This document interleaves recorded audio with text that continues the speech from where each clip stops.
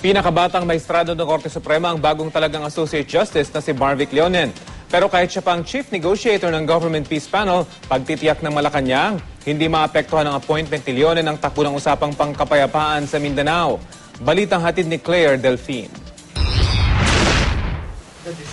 Ilang oras lang daw matapos sumalang sa final interview kay Pangulong Noynoy Aquino, heto't pinanumpa na agad si Government Chief Peace Negotiator Mario Victor Marvic Leonen bilang bagong Associate Justice ng Korte Suprema.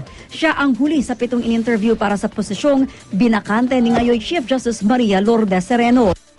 The President has appointed Marvic Mario Victor F. Leonen as Associate Justice of the Supreme Court after having received the shortlist from the Judicial and Bar Council and interviewing each nominee.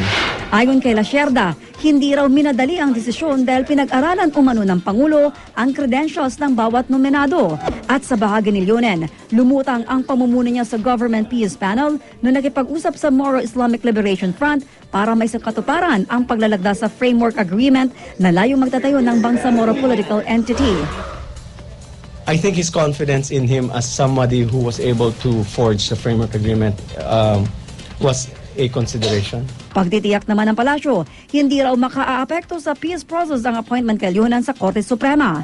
Nagtapos sa UP College of Law si Leonen at kalaunay naging dekano nito mula 2008 hanggang 2010. Sa edad na 49, siya ang pinakabatang justice na naitalaga sa Korte Suprema simula noong taong 1938. Posibleng umabot sa 21 taon ang termino niya dahil sa 2033 pa siya magre-retiro.